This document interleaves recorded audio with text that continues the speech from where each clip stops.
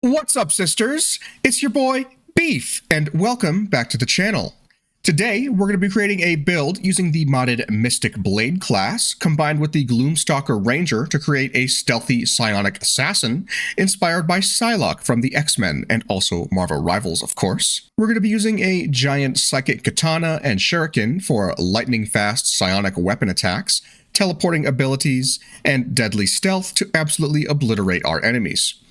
Quick heads up, this isn't the Mystic class from D&D Unearthed Arcana. This is the Mystic Blade, a completely different mod by Agent of Entropy that blends monk and fighter mechanics with a unique aura system. This modded class is actually a hell of a lot simpler than the Mystic mod, and much more specific in its scope. We're combining the Mystic Blade's aura-infused swordplay with the Gloomstalker's first round devastation, creating a ninja-style warrior that's all about speed, precision, and telekinetic brutality. So if you want to master the shadows, carve through enemies with psychic blades, and absolutely dominate the battlefield, stick around because this build is going to blow your mind. Let's get right on into it. Starting at level 1, it doesn't particularly matter what race you choose for this build. I've gone with a Githyanki because of the added psionic flavor, as well as astral knowledge, enhanced leap, and misty step, but any race will get the job done for you. For our background, I've selected the Urchin for stealth and sleight of hand proficiencies. And for our first level, we're beginning with the Mystic Blade modded class. Mystic Blades are elite warriors who combine expert swordsmanship with arcane energy, channeling their inner aura to increase their damage and precision. Mastering both strength and dexterity, they deliver powerful, precise strikes. One of the main gimmicks of this class is that we'll gain benefits from both our strength and dexterity stats. With our unarmored defense passive, we're going to be adding our strength modifier and our dexterity modifier to our armor class for double benefit. We're also going to get an innate +2 bonus to both our strength and dexterity stats, meaning we can start with both of them quite high without worrying about our other stats too much. For our ability scores, because of those bonuses, we're going to start with a strength score of 18 and a dexterity score of 16. You could probably flip these if you wanted to and gain even more benefit from the dexterity stat, but I like the way this spread feels, so I'm going to stick with it for the beginning. You could also tack on the gloves of dexterity and strength potions to bring these stats even higher, but I find that we don't really need it for this build unless you want to completely break your damage output. For our constitution, I'm going to take 15 points, which is an odd number, but we're going to take a feat later on that will bring it up to an even 16. I'm taking a wisdom score of 12, charisma of 10, and dumping our intelligence at a score of 8 points. We're going to start with 3 different skill proficiencies, and I am beginning with athletics, insight, and also perception. That is just about all for level 1, so let's move on to level 2. At level 2, we get access to our unarmored movement passive, which increases our movement speed by 3 meters when we're not wearing armor. We also gain access to the elemental weapon spell, which lasts until long rests and will cost us 1 aura point. Aura is our class-specific resource, sort of like spell slots or psi points, which we'll use to fuel our abilities, and they come back on a short rest, which is absolutely fantastic. At level 3, we're going to pick up the evasion passive, taking less damage or even no damage from our dexterity saving throws. We're also going to pick up expertise in 3 different skills, and I am going to choose perception, stealth, and sleight of hand because I like all of those abilities and they are the ones that we have proficiency in already. You could go with athletics or insight if you wanted to, but I'm going to go with these 3 just because they're the ones that I think are most beneficial for us. We're also going to learn a new ability called Pushing Attack. This ability allows us to spend 1 of our aura points on a weapon attack to deal an additional 4 physical damage and 1d6 force damage, forcing a strength saving throw on our enemy to push them back, which is really damn cool. At level 4, I would really like to start taking our ranger levels so that we can get our Gloomstalker subclass abilities, but the abilities that we're going to get from the Mystic Blade modded class are just too good to pass up. So I'm going to keep going here until we get to level 6. We're going to start by getting Uncanny Dodge, which will help us to mitigate some more incoming damage. One with the Blade is a passive which now adds both our strength and our dexterity modifier to our attack rolls and damage rolls, not just our armor class. This is going to make us both incredibly accurate and super deadly. Since we're also going to be getting a feat, I'm going to take Great Weapon Master, since my weapon of choice is a 2-handed katana, and our strength and dexterity modifiers will completely overcome the -5 penalty, because our strength modifier is a +4, and this is a +3, so we've already just completely overcome it right there. At level 5, we get access to our extra attack for even more damage, and we also get access to Githyanki Parry, not because our character is a Gith, this is just part of the class. The parry ability. We can parry unarmed and weapon attacks to reduce their damage by 10, which is really convenient and very powerful. At level 6, we get the equivalent ability from Open Hand Monks, which adds either necrotic, radiant, or psychic damage to our weapon attacks instead of unarmed attacks. Our unarmored movement also increases by 4.5 meters for even faster movement speed. We're also getting a level 6 feat, similar to the fighters, and I'm going to grab Sharpshooter so that we can be equally as deadly at range as we are in melee range. At level 7, we're actually going to start dipping into the Ranger class. You can take whichever favored enemy you want here. I'm going to go with Sanctified Stalker. None of these are really that useful for us because we don't want heavy armor because we're going to be unarmored all the time, and all the other ones are just kind of like not really super powerful for us. So I'm just going to take Sanctified Stalker because why not? For our Natural Explorer, I'm going to take Poison Resistance because poison is very common in the early parts of the game.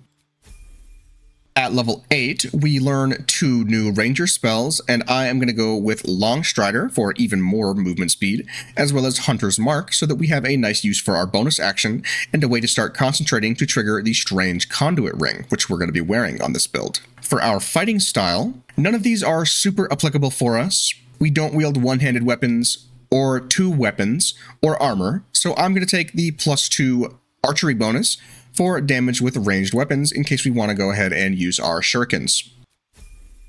At level 9, we're going to be choosing our Ranger subclass, and I am going to go with the Gloomstalker. This is going to give us access to the Dread Ambusher passive ability, which improves our initiative by 3, gives us even more movement speed on turn 1 of combat, and gives us a free extra attack on round 1. We're also going to get access to the Dread Ambusher Hide and Umbral Shroud to hide ourselves and turn invisible, and we're also going to get Disguise Self, which is a really nice spell to be able to have in our arsenal.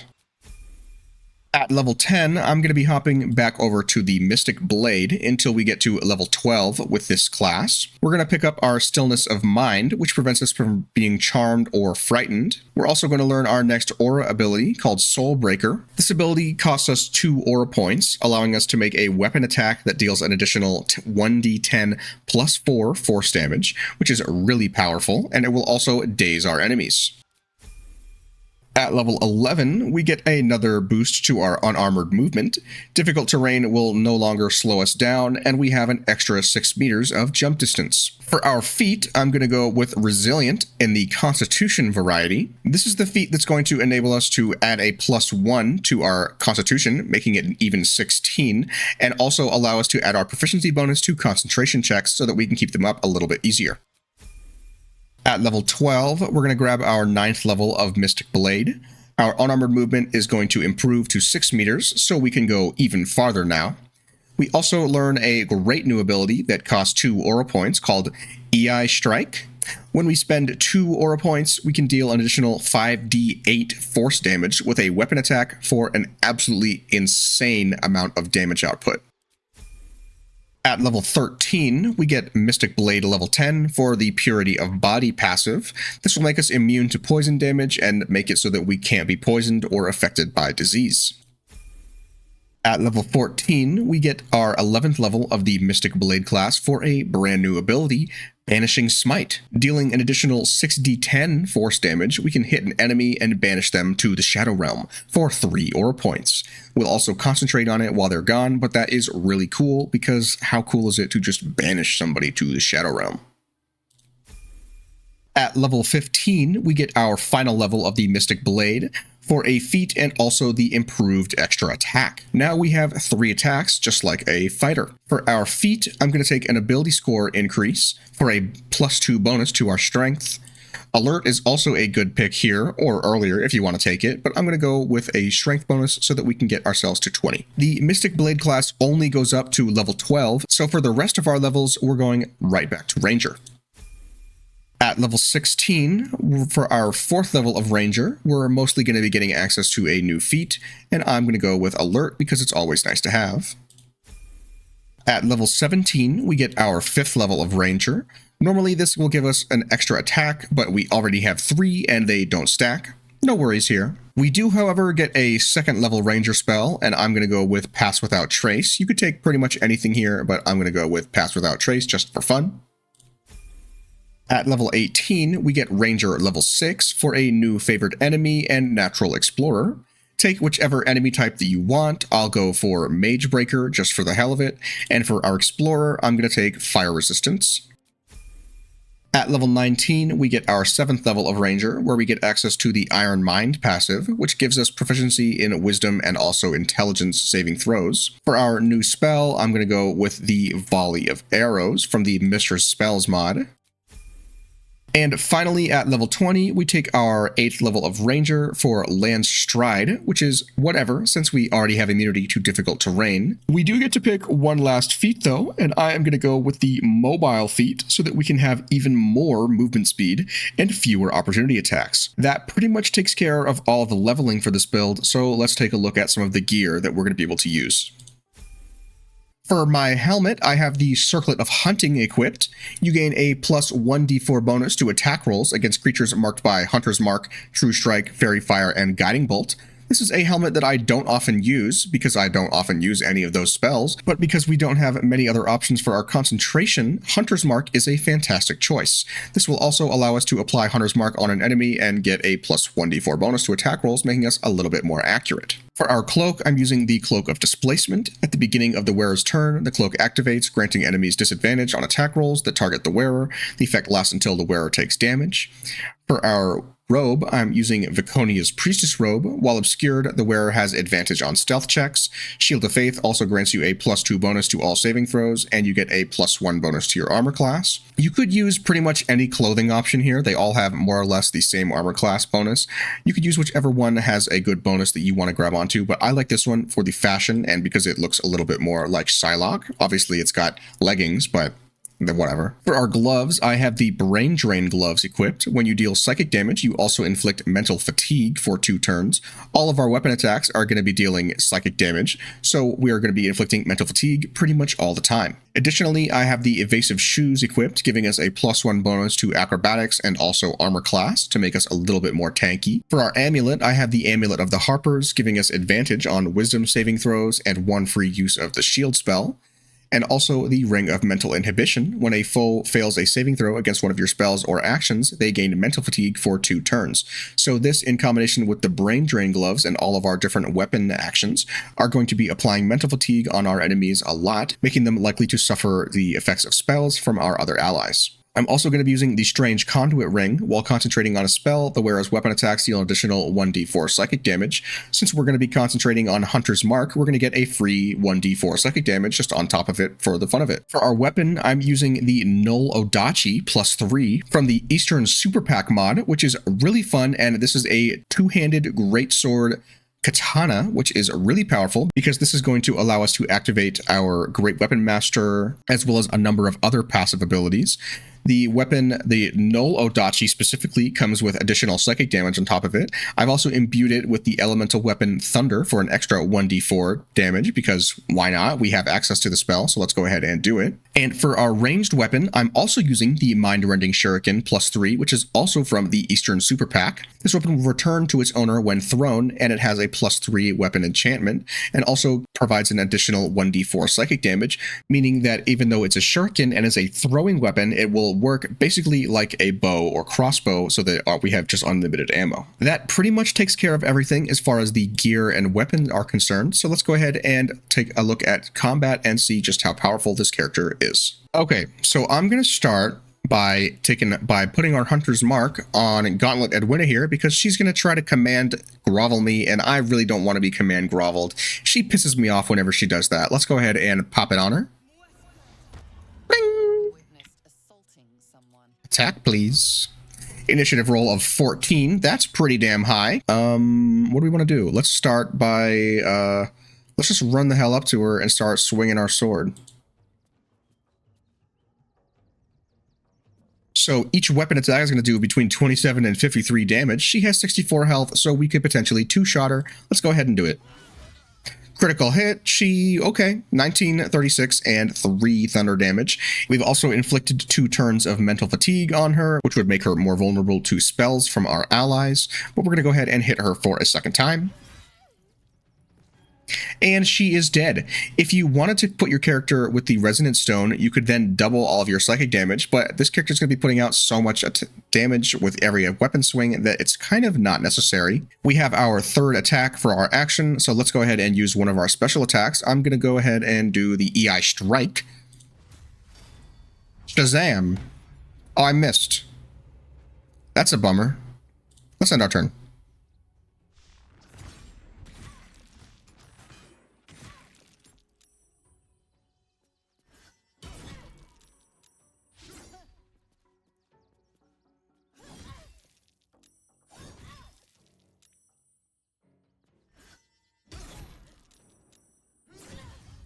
Damn, they're really doing a lot of damage to me. Thanks, guys.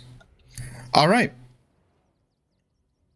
How do we want to handle this? Let's take a speed potion. And now we're just gonna... I don't really want to take any more damage, so let's just do this to him. I'm gonna EI Strike this guy. Critical hit, and that's a 1-shot. That's 1 attack. Let's go ahead and do the pushing attack on this guy. Nice damage. Let's go ahead and do Soulbreaker on... Well, we don't need that much damage, I guess. Let's just do another regular weapon attack. Boom! Critical hit. Now we have our extra action. Let's go ahead and get Fist Kepso. I'm going to hit him with an EI Strike. Critical hit. I'm getting really lucky rolls today. Let's Soulbreaker on this guy. He's now stunned. We get advantage on all of our attack rolls against him. I'm going to go ahead and just hit him with a regular attack. And now we can come over here and just make this guy really mad. Oh, I missed on the opportunity attack.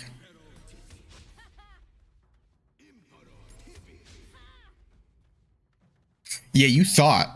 I don't really feel like going ahead and running over to him, so I'm just going to show off what we can do with our ranged attack here, 18 to 24. Shazoom. Shabloom. It's not quite as powerful because we don't have any cool weapon actions, but it's still pretty cool since we can kill an enemy 3 times. And that, sisters, is how you bring Psylocke's deadly mix of psionics and swordplay into Baldur's Gate 3.